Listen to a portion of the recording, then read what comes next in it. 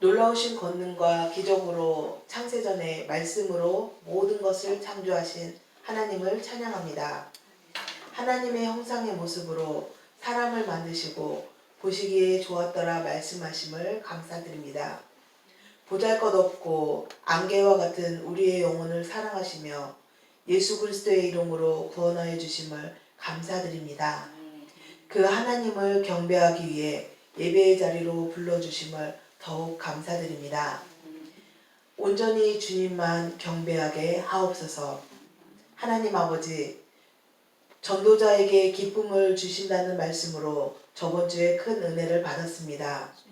영원한 기쁨과 참된 기쁨을 주심을 감사드립니다.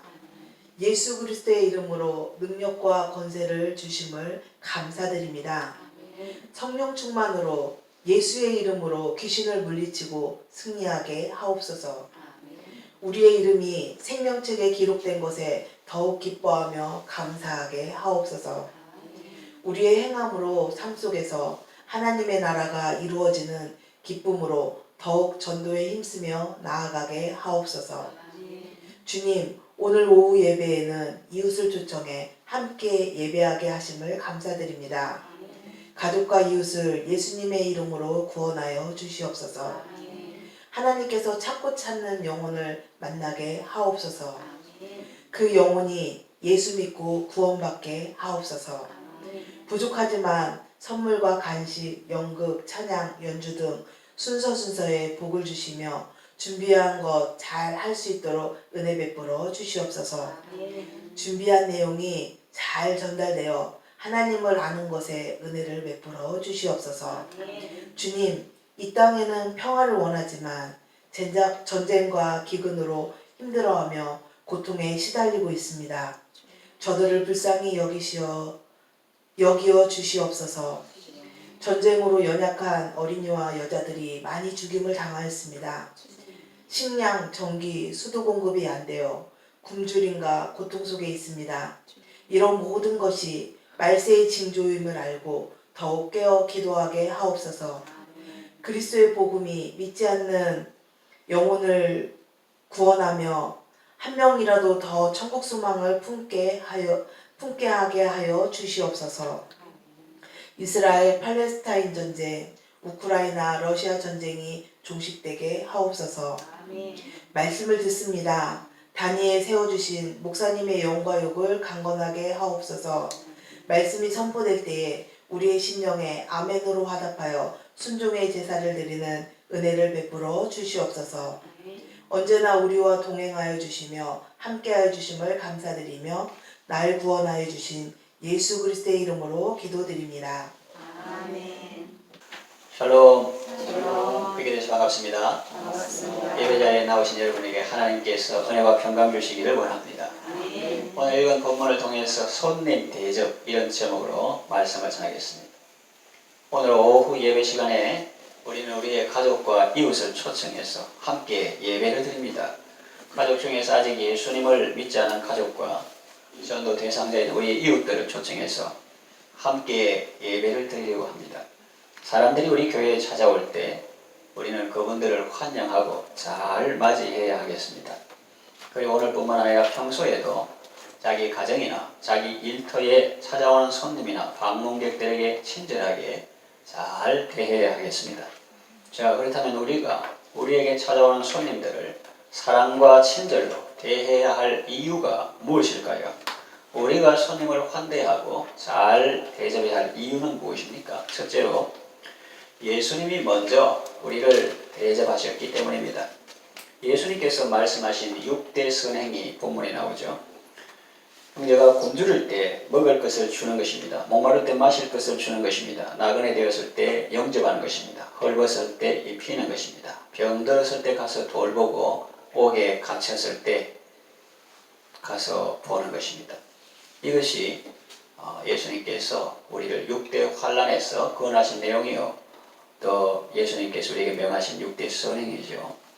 이 말씀을 우리는 부담스럽게 받을 수 있습니다. 실제로 그렇게 살면 힘들 텐데 라고 생각합니다. 물론 그렇지 않고 기쁨으로 이 말씀을 받는 사람도 있을 것입니다. 요는 이 말씀에 대한 우리의 반응이 어떠하든지 간에 우리는 이미 모두 이런 대접을 받았다는 것입니다. 예수님께서 우리에게 바라시고 원하시는 이런 삶은 이미 예수님께서 우리에게 베푸셨던 은혜들입니다. 제자들이 스승이신 예수님의 발을 씻기는 것이 마땅하지 않겠습니까? 그러나 그것은 세상 나라의 법칙입니다. 예수님은 친히 제자들의 발을 씻기셨습니다. 그때 대야에 담긴 물로 제자들의 발을 씻기셨던 예수님은 이제 십자가에 흘리시는 그 보배로운 피로 우리의 죄와 허물을 다 씻어 주셨습니다. 예수님은 우리가 굶주릴 때 먹을 것을 주셨습니다. 새로운 교회 개척 초기에 저는 산에서 사람들을 많이 만나지 않고 또 사람들도 큰 교회에 있을 때는 연락도 하고 연말에는 도와달라고 편지도 많이 오고 그러는데 개척하니까 사람들이 잘 만나지도 않고 또 이렇게 혼자 있는 시간이 많았는데 산에 가서 기도를 많이 하기도 하고 그랬는데 산에서 도토리를 주어서 묵을 만들어 먹기도 했습니다. 채소가 필요할 때는 하나님께서 채소를 주셨고 과일이 먹고 싶을 때는 과일을 주셨습니다. 그리고 목마를 때 마실 것을 주셨습니다. 나그네 되었을 때 영접해 주셨습니다. 집이 없을 때 집을 구하게 하시고 살게 하셨습니다. 개척 초기에 적은 돈으로 교회당과 사택을 동시에 구하기 어려웠는데 하나님의 은혜로 구하게 하시고 살게 하셨습니다. 헐벗을 때 입을 것을 주셨습니다. 병들었을 때 낫게 해주셨습니다. 외롭고 힘들어 옥에 갇힌 것처럼 그 철창으로 된 감옥에는 안 들어가도 옥에 갇힌 것처럼 고독한 삶을 살 때 다가와서 친히 친구가 되어주셨고 또 좋은 사람들을 붙여주셨습니다. 육신적으로 그렇게 도움을 주셨습니다. 더 놀라운 것은 그것과 함께 혹은 그것과 별도로 영적인 은혜를 주셨다는 사실입니다. 세상 살면서 정말 먹을 것이 없을 때 생명의 양식인 하나님의 말씀을 먹게 하셨습니다. 그것 없었으면 죽었을 것입니다. 그것은 과장된 말이 아닙니다. 시편 기자의 고백을 들어보세요. 시편 기자는 말합니다. 이 말씀은 하나님의 말씀은 나의 고난 중의 위로라. 주의 말씀이 나를 살리셨습니다. 주의 말씀이 나의 노래가 되지 아니하였더라면 저는 저의 고난 중에 멸망하였을 것입니다. 그것이 시편 기자의 고백. 정말 살기 힘들고 어려웠는데 그 주님의 말씀이 고난 중에 위로가 되어서 나를 살리셨고 또 그걸 노래했는데 주의 말씀이 내 노래가 되지 않았다면 저는 벌써 고난 중에 멸망하였을 것입니다.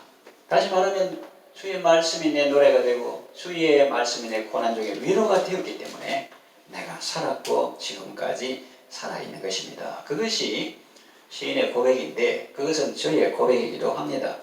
목마를 때가 많았습니다. 이것저것 먹고 마셔도 마치 불량식품을 먹은 것처럼 갈증이 사라지지 않고 더욱 갈증을 느꼈습니다.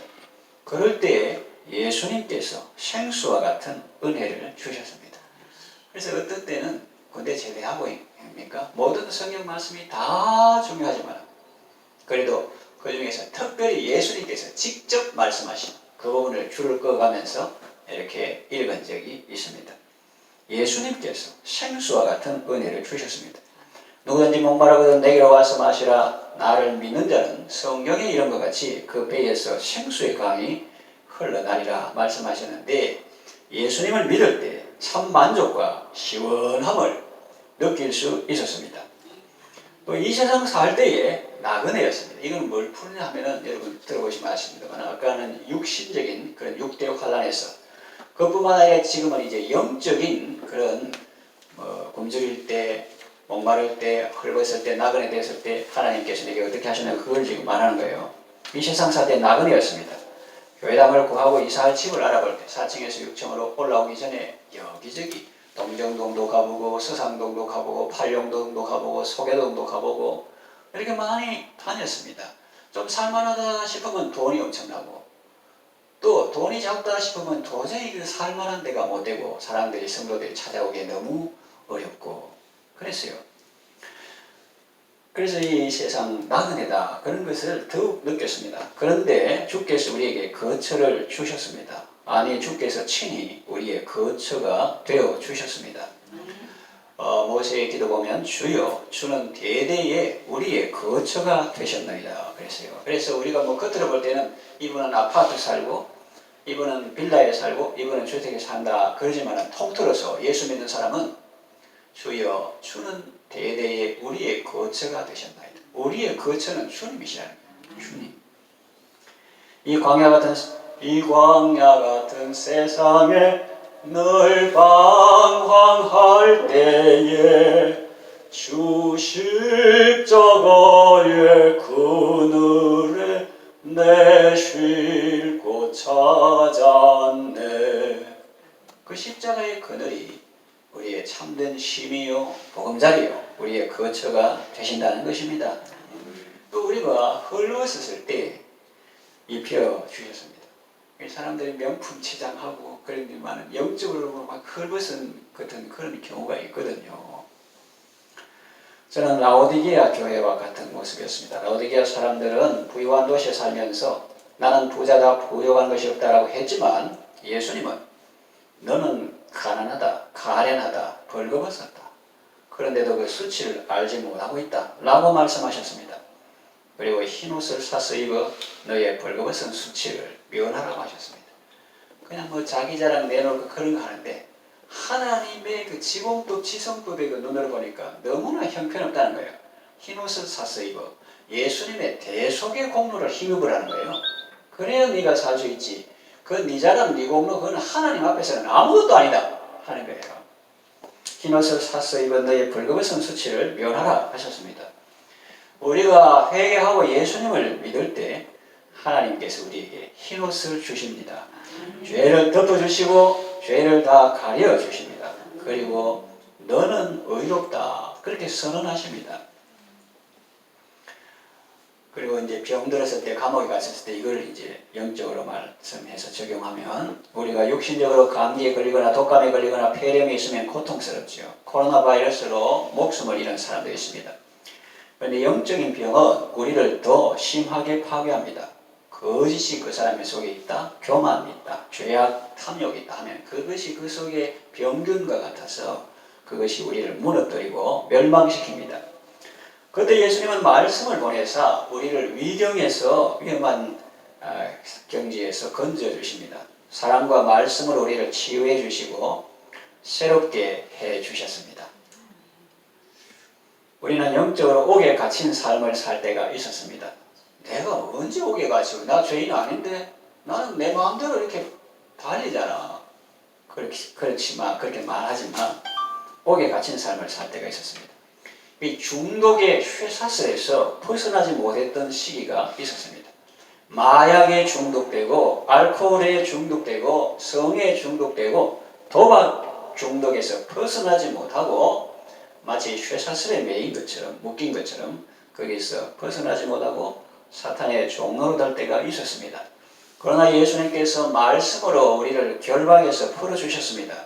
그래서 우리는 자유를 얻었고 건강한 삶을 살게 되었습니다.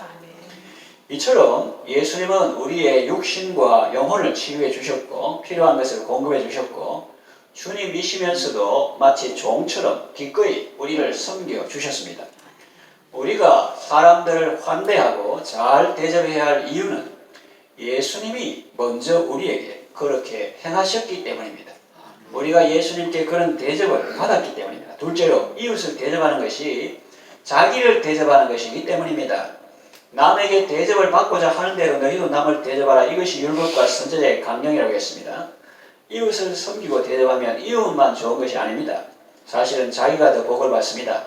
잠언 말씀에도 나옵니다. 잠언 11장 25절 구제를 좋아하는 자는 풍족하여질 것이요 남을 윤택하게 하는 자는 자기도 윤택하여지리라. 잠언 19장 17절 가난한 자를 불쌍히 여기는 것은 여호와께 구워드리는 것이니 그의 선행을 그에게 갚아주시리라. 시편에도 나옵니다. 시편 41편 1절 가난한 자를 보살피는 자에게 복이 있으며 재앙의 날에 여호와께서 그를 건지시리로다. 이것은 영적인 생활에도 그대로 적용됩니다. 다른 사람을 살리려고 애쓰는 사람은 자신이 살게 됩니다.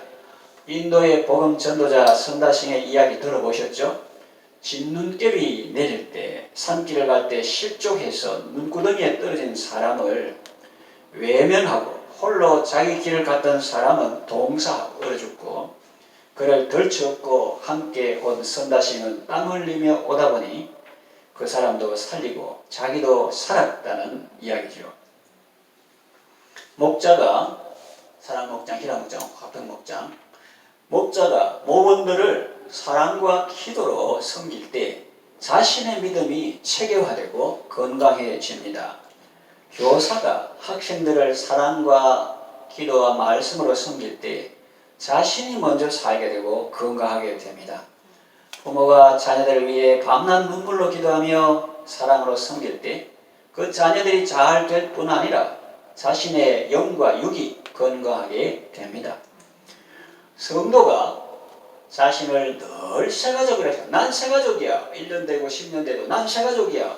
늘 자신을 새가족이라고 생각하고 다른 사람들에게 관심과 사랑받기만을 원하면 믿음이 자라지 않습니다.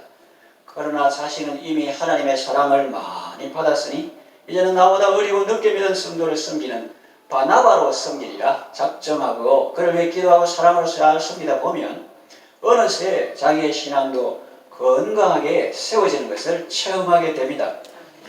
우리가 형제를 사랑하고 이웃을 잘 섬기고 대접하는 것은 그것이 바로 자신을 대접하는 것이기 때문입니다. 이렇게 말하면 어떤 사람들은 말꼬투리를 잡을 것입니다. 당신이 이웃을 대접하는 것은 결국은 자신이 대접받으려는 것 아닌가? 그것은 이기적인 모습이 아닌가? 그렇게 꼬투리를 잡을 수 있습니다. 저는 그렇게라도 하는 것이 아예 안 하는 것보다 낫다고 생각합니다. 거룩한 이기주의가 가론유다 같은 말로만 이타주의보다는 훨씬 낫다고 생각합니다. 그리고 그리스도인이 이웃을 섬길 때 하나님께서 복을 주셔서 결과적으로 그렇게 된다는 것과 그리스도인이 처음부터 그런 목적으로 섬긴다는 것은 다르죠. 그리스도인이 형제를 섬기는 데에는 그보다 더 큰 이유가 있기 때문입니다. 그것이 무엇입니까? 예수님께서 내게 먼저 그 은혜를 베푸셨기 때문입니다. 그리고 예수님이 내가 그렇게 행하기를 원하시고 또 명령하셨기 때문입니다. 셋째로 예수님이 갚아주시기 때문입니다. 본문 40절에 임금이 대답하여 이르시되 내가 진실로 너희에게 이르노니 너희가 여기 내 형제 중에 지극히 작은 자 하나에게 한 것이 곧 내게 한 것이니라 했습니다. 우리가 보통 생각할 때 나는 예수님을 믿는 사람이고 저 사람은 예수를 안 믿어서 구원받지 못한 사람이다. 그렇게만 볼 것이 아닙니다. 오히려 저 사람의 겉모습은 지금 예수를 안 믿는 사람이지만 예수님이 저 사람의 모습으로 내게 찾아오신 것이다. 그렇게 생각할 수도 있습니다. 톨스토이의 단편 소설에서는 예수님이 구두장이 마틴에게 낮에 너를 찾아갔던 사람이 바로 나다라고 직접 말씀하시는데 우리 교회가 성탄절에 초기에 그런 연극을 하기로 했습니다. 그것은 소설에 나오는 내용입니다. 성경에는 그가 바로 나다 그렇게 직접 그렇게 표현하진 않았지만은 소설보다 더 실제적이고 사실적인 예수님의 말씀이 그대로 기록되어 있습니다. 본문에 여기 내 형제 중에 지극히 작은 자 하나에게 한 것이 곧 내게 한 것이니라. 그렇게 예수님이 말씀하시는 거죠. 우리가 형제에게 한 행동을 예수님은 마치 자신에게 하신 것처럼 여기시고 감사하며 기뻐하십니다. 그리고 복을 선포하시고 천국을 상소하게 하십니다. 34절 내 아버지께 복받을 자들이여 나와 창세로부터 너희를 위하여 예비된 나라를 상속받으라. 그렇게 말씀하시죠. 우리가 사람들을 환대하고 잘 대접해야 할 이유는 예수님이 그들을 사랑하시고 우리가 그들에게 한 것을 마치 예수님 당신에게 한 것처럼 여기시고 기뻐하시기 때문입니다. 말씀을 정리합니다. 오늘 우리 교회에 방문하시는 분들을 진심으로 환영하고 웃음과 친절로 잘 대해 주시기를 바랍니다. 그리고 연극과 찬양과 음식과 선물로 하나님의 사랑을 잘 전달하시고 또 이 펼쳐진 전도지라고 하는 이 전해주는 것도 그렇지만 그보다 더 중요한 이 펼쳐진 전도지라고 하는 이 여러분의 얼굴 표정으로 하나님의 사랑을 잘 나타내시기를 바랍니다. 그 평안이 있고 감사가 있고 만족이 있고 사랑이 있는 그 얼굴이 최고의 전도지인 것입니다. 여러분의 가족과 이웃을 섬길 때 주님께 하듯 잘 섬김으로 그 유업의 상을 주님께 받으시기를 바랍니다.